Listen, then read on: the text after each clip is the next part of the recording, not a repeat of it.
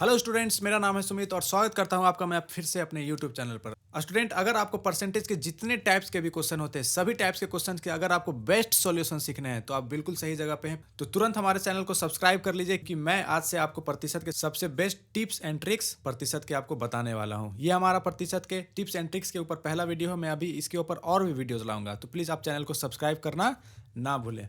चलिए student, video में आगे बढ़ते हैं हमारे पहले टॉपिक पे, जो है प्रतिशत का।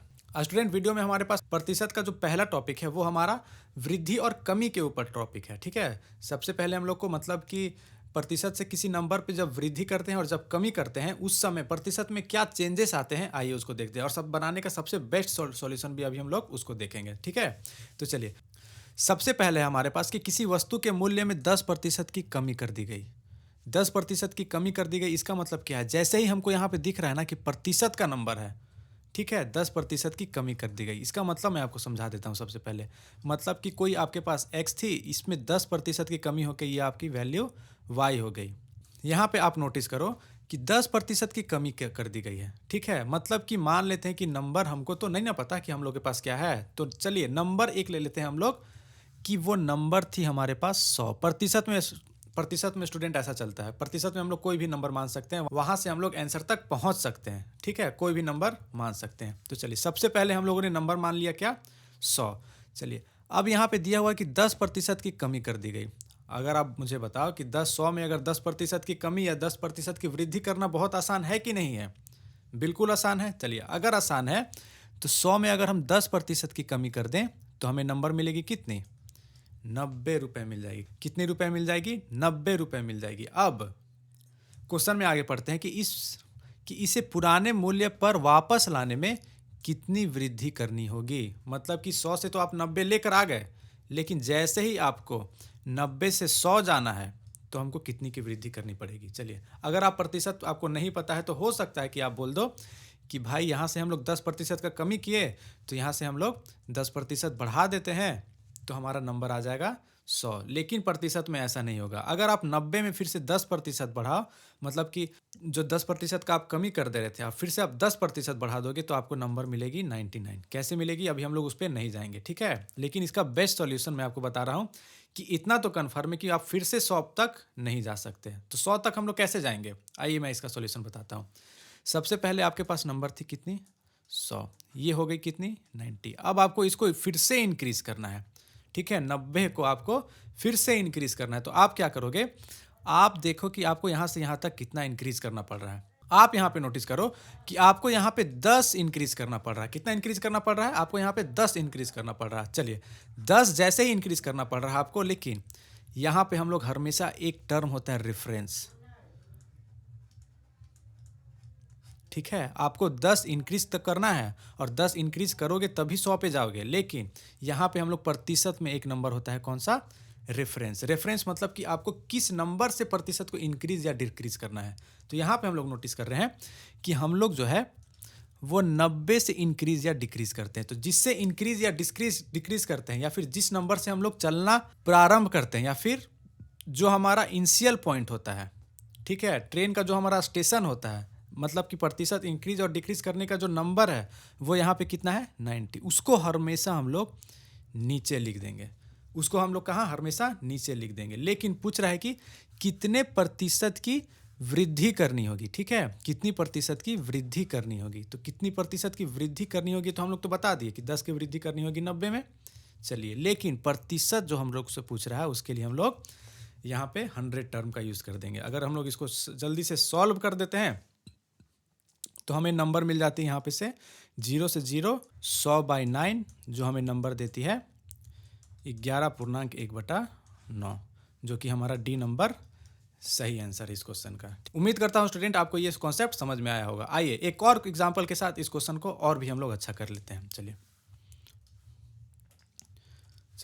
इस क्वेश्चन में हमारे पास है कि एक कर्मचारी की मजदूरी में 20% की कमी की गई। यदि उसकी मजदूरी को पुनः पहले की मजदूरी के बराबर लाना है तो उसमें कितनी प्रतिशत की वृद्धि करनी होगी। स्टूडेंट, इसका बेस्ट सॉल्यूशन क्या होगा, चलिए उसको देखते हैं। चलिए 20% की सबसे पहले तो हमको कमी करनी है, यानी फिर से हमारे पास नंबर थी 100, अब कमी करके वो नंबर कितनी हो गई 80। अब वो मजदूर चाहता है कि मेरा पैसा पहले जितना वापस आ जाए। तो आप बोलोगे कि मुझे 20% मतलब 20 रुपया मैंने कम किया तो 20 रुपया बढ़ा दो, फिर से मुझे उतना पैसा मिल जाएगा। लेकिन प्रतिशत में ऐसा नहीं होता है। प्रतिशत में क्या होता है कि 20 तो बढ़ाना है, यहाँ तक तो आप बिल्कुल सही हो, 20 तो बढ़ाना है, यहाँ तक तो आप बिल्कुल सही हो, लेकिन जिस नंबर से हमको वृद्धि करनी होती है उस नंबर को हम लोग नीचे लिख देते हैं। जिस नंबर से भी हम लोग को वृद्धि या कमी करनी होती है उस नंबर को हम लोग नीचे लिख देते हैं, ठीक है। और प्रतिशत लगाने के लिए हम लोग 100 से मल्टीप्लाई कर देते हैं, ठीक है, क्योंकि इसमें लिख रहे कितनी प्रतिशत वृद्धि करनी होगी। ऑप्शन हमारा जितना भी है सब प्रतिशत में है, ठीक है। तो प्रतिशत लगाने के लिए हम लोग क्या कर दिए 100। अब जैसे ही हम लोग इस नंबर को सॉल्व करते हैं तो ये 4 बार में और ये 25%, यानी कि कमी करते समय आपने कितनी की कमी की 20, लेकिन फिर से जब आपको बढ़ना है 100 तक जाना है तो आप कितना का इंक्रीज करोगे, आप 25% का इंक्रीज करोगे, ठीक है। आप कितना का इंक्रीज करोगे 25% का। चलिए एक और क्वेश्चन है मेरे पास। चलिए थोड़ा सा अलग क्वेश्चन है, इस बार हमको डायरेक्ट नंबर नहीं दिया हुआ है। जैसे 20, जैसे अगर मेरे पास 100 नंबर है तो इसमें अगर बोल दिया जाए कि मुझे 20% का कमी करना है तो आप कितना लिख दोगे, आप लिख दोगे 80, बिल्कुल सही। लेकिन अगर हम बोल दें कि इसमें पूर्णांक में कमी या बढ़ोतरी करनी है तो 100 - 1/3 करोगे, ठीक है। बहुत ज़्यादा कॉम्प्लिकेटेड मुझे ये टर्म दिख रहा है तो भाई आपको कोई कॉम्प्लिकेटेड टर्म यूज नहीं करना है, मैं जो बोलता हूँ केवल उतना सुनो। चलो मैं क्या बोल रहा हूँ कि यहाँ पे 33.1/3% कमी की गई है, यानी कि 33.1/3% कमी कर दी गई है। चलिए इस नंबर को आप क्या लिख दोगे, इस नंबर को भाई मैं लिख दूंगा 100/3 लिख दूंगा, ठीक है। और ये प्रतिशत हट के यहाँ पे क्या आ जाएगा, प्रतिशत का हट के ये प्रतिशत को जैसे ही हम लोग हटाएंगे वो डिवाइड में 100 हो जाती है, बिल्कुल ही सही। चलिए यानी वो हमको नंबर दे देगी 100/300। चलो मतलब कि बोलना ये चाह रहा है कि ए का वेतन बी के वेतन से कम है, मतलब कि यहाँ पे ए का वेतन जितना होगा वो बी के वेतन से तो कम होगा, इतना तो मुझे पता है, बी के वेतन से कम होगा ए का वेतन। चलिए तो यहाँ पे भाई जो नीचे है ना, जिसका वेतन सब हम लोग रेफरेंस ले रहे हैं वो कहाँ पे लिखा हुआ है, नीचे लिखा हुआ है, यानी कि बी का जो वेतन है वो है 300, बी का जो वेतन है वो है कितना 300। लेकिन क्या ए का वेतन 100 होगा, नहीं भाई नहीं, ए का वेतन 100 नहीं होगा। अब क्यों नहीं होगा, क्योंकि 300 से 100 कम मुझे करना होगा, क्योंकि कम है 33.1/3% कम है, यानी कि 100 कम है। मतलब कि अगर बी का वेतन 300 है तो ए का वेतन इससे 100 कम है, ठीक है। तो बी की ए की वेतन कितनी हो जाएगी, यहाँ पे हो जाएगी 200। अगर आपको यहाँ पे समझ में ना आया हो तो आप यहाँ पे वीडियो को पॉज करके फिर से देख लें, ठीक है, कि मैं यहाँ पे एक्चुअल में नंबर यहाँ पे क्या लिख रहा हूँ। ए की वेतन कितनी हो गई 200 और यहाँ पे हो गई 300। जो भी इस क्वेश्चन में था खेल वो बस यहीं पे था, वो यहीं पे था। जो भी मैंने टिप्स एंड ट्रिक्स यूज़ किए हैं, जो भी मैंने कॉन्सेप्ट्स को यूज़ किए हैं वो यहीं पे लिखा हुआ था। बी का वेतन हो गया यहाँ पे 300, ए का वेतन हो गया 200। अब मुझे बताना है कि तब बी का वेतन ए के वेतन से कितना अधिक होगा, मतलब कि ये जो बी आदमी है इसका वेतन ए के वेतन से कितना कम या ज़्यादा होगा। तो हमें साफ साफ नंबर दिख रहा है, यहाँ पे साफ साफ नंबर दिख रहा है कि 100 अधिक है। लेकिन प्रतिशत क्या ऐसे काम करता है, डायरेक्ट 100 लिखने से काम चल जाएगा, बिल्कुल नहीं चलेगा। चलिए 100 जितना भी अधिक होता है और जिस नंबर से अधिक या ज़्यादा होता है उसको हम लोग कहाँ लिखते हैं, उसको हम लोग नीचे लिख लेते हैं। उसको हम लोग कहाँ लिख लेते हैं, नीचे लिख लेते हैं। और प्रतिशत के लिए, क्योंकि जो भी हमारा आंसर है वो सब किस में है, प्रतिशत में है, प्रतिशत के लिए बस हम लोग 100 को मल्टीप्लाई करने का काम लेते हैं। चलिए 2 0 से 2 0 और ये इससे कैंसिल आउट हो गए, कितनी बार में 50 बार में, कितनी बार में 50 बार में। यानी हमारा सही आंसर कितना हो गया, हमारा सही आंसर 50 हो गया। प्रतिशत के एक और टाइप के क्वेश्चन को हम लोग इसी वीडियो में सीख लेते हैं, ठीक है। जैसे हमारे पास क्वेश्चन में है कि मूल्य में जब हमारे पास कमी या वृद्धि होगी तो हमारे खर्च में क्या प्रभाव पड़ेगा। चलो मैं जल्दी से आपको इसको शॉर्ट टर्म में डिस्क्राइब कर देता हूँ। जैसे आपने 100 रुपये में 100 किलो चीनी खरीदी, ये हमारा रुपया है, ये हमारा पैसा है। 100 रुपये में आपने 100 किलो चीनी खरीदी, बिल्कुल सही।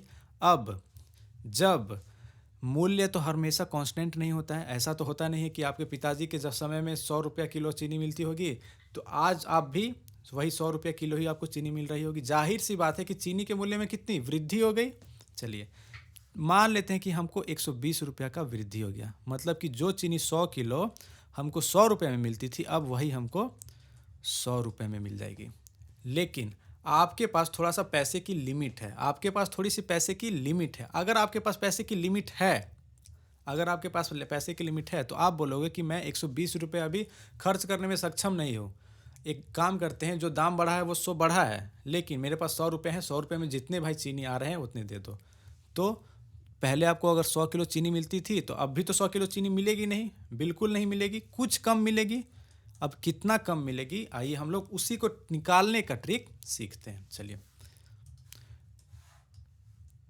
तो जो क्वेश्चन मैंने आपको अभी डिस्क्राइब किया उसी टाइप के ये क्वेश्चन पे, मतलब उसी टाइप के क्वेश्चन पे ये क्वेश्चन बेस्ड है। चलिए, चीनी के मूल्य में 20% की वृद्धि होगी, तो जितनी भी वृद्धि होगी ना स्टूडेंट्स, एक्चुअली यहाँ पे चलिए जितनी भी वृद्धि होगी ना वो हम लोग यहाँ पे लिख लेते हैं। पहले हमारे पास नंबर था 100 और वृद्धि होके वो नंबर कितनी हो गई 120। पहले वो हमारे पास नंबर थी 100 और वृद्धि होके वो हमारे पास नंबर कितनी हो गई 120 हो गई। चलिए 20% की वृद्धि होगी। चीनी की खपत में अब हमको कमी करना होगा।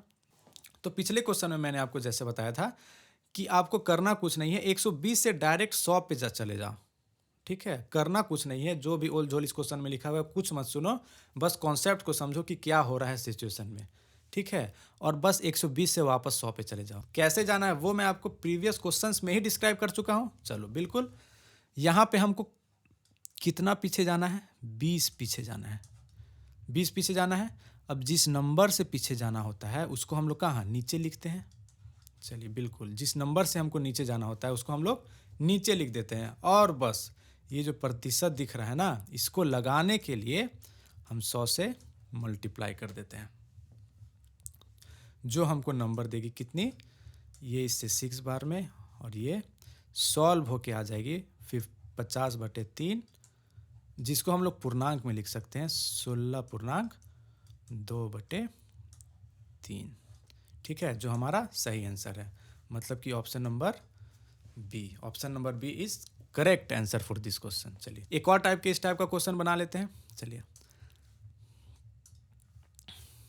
नेक्स्ट क्वेश्चन में हमारे पास कि खाद्य के तेल का दाम 25% बढ़ गया। खाद्य का जो मतलब खाने वाला जो तेल होता है उसका दाम 25% बढ़ गया। तो आप क्या बोलोगे कि 100 रुपया मेरे पास था और उसका मूल्य अब कितना हो गया है 125%। 100 रुपया आपके पास था, अब मूल्य उसका कितना हो गया 125%। चलो जैसे ही 125% आपके पास क्वेश्चन में आ गया, ठीक है, तो आपको 100 रुपया में उतनी ही तेल मिलेगी नहीं जितनी पहले मिलती थी, क्योंकि अब तो दाम बढ़ चुका है। चलो अब 100 रुपये में मतलब कि पहले जितना आप खर्च करते थे उतने में ही आपको अब कितना कम तेल मिलेगा, इसको निकालने के लिए हम लोग क्या करेंगे, बिल्कुल सही, इसको निकालने के लिए हम लोग 125 से अब वापस 100 पर आ जाएंगे। 125 से जब हम लोग वापस 100 पर आएंगे तो हम लोग यहाँ पे देखेंगे कि हमको तो आना कम बस 25 है, लेकिन 25 में ऐसा प्रोसेस होता नहीं है, तो 25 हम लोग यहाँ पे यूज़ कर लिए, और जो भी नंबर हमारा यहाँ पे लिखा हुआ था, जो भी यहाँ पे नंबर लिखा हुआ था उससे हम लोग क्या कर लेंगे, उससे हम लोग डिवाइड कर देंगे। और ये प्रतिशत भाई साहब के लिए हम लोग यहाँ पे प्रतिशत का मतलब कि 100 का यूज़ कर लेंगे। ये दोनों कैंसिल आउट हो गई 5 बार में, ये दोनों कैंसिल आउट हो गई 20 बार में, यानी कि हमारा सही आंसर क्या हो जाएगा, सही आंसर हमारा 20% हो जाएगा, जो कि ऑप्शन नंबर बी में है। उम्मीद करता हूँ स्टूडेंट्स कि यहाँ तक आपके सारे कॉन्सेप्ट्स क्लियर हुए हों। चलिए नेक्स्ट क्वेश्चन में हमारे पास कि एक व्यक्ति का वेतन 7,000 रुपये से बढ़कर 12,000 रुपये हो, उसके वेतन में कितनी प्रतिशत की वृद्धि हुई, आइए इसको देखते हैं। चलिए आपके पास वेतन है कितना 7,000, अब आपका वेतन हो जाता है कितना 12,000 का। ठीक है, हमको बताना है कि कितने प्रतिशत की वृद्धि या कमी हो गई। तो साफ साफ हमको दिख रहा है कि यहाँ पे वेतन की जो वृद्धि हुई है ना वो कितनी की वृद्धि हुई है 5,000, लेकिन ये प्रतिशत में है क्या 5,000, बिल्कुल नहीं, ये प्रतिशत में नहीं है। ये हमारा प्रतिशत वाला नंबर नहीं बता रहा है कि मुझे कितने प्रतिशत की वृद्धि करनी पड़ी है। तो हम लोग क्या करेंगे, सेम काम करेंगे जो अभी तक हम लोग करते आ रहे हैं। 5,000 की वृद्धि हुई है और जिस नंबर से वृद्धि होती है या जिस नंबर से कमी होती है, जो हमारा स्टेशन होता है चलने का, उसको हम लोग कहाँ नीचे लिख लेते हैं, यानी 5000 बटा 7000। और ये प्रतिशत भाई साहब के लिए हम लोग फिर से 100 का यूज़ कर लेते हैं। अब जल्दी से अगर इसको हम लोग सॉल्व करें तो ये 3 जीरो से 3 जीरो कैंसल आउट हो गई, यानी हमको नंबर मिली 500 बटे 7। और इसको सॉल्व करने पे हमें जो नंबर मिलती है वो है 71.3/7%। 71.3/7%, जो कि ए नंबर में हमारा है। चलिए स्टूडेंट, उम्मीद करता हूं कि यहां तक आपके सारे कॉन्सेप्ट्स क्लियर हुए हों। अगर आपको ये वीडियो पसंद आई हो तो please like, subscribe and comment करना ना भूलें। और हमें साथ में ये भी बताएं कि आपको और किन सारे टॉपिक्स पे आपको प्रॉब्लम होती है। उन सारे वीडियोस पे मैं 100% आपको गारंटी देता हूं कि मैं उस पर वीडियो बनाऊंगा। स्टूडेंट, मिलते हैं अगले वीडियो में, तब तक के लिए थैंक यू वेरी मच।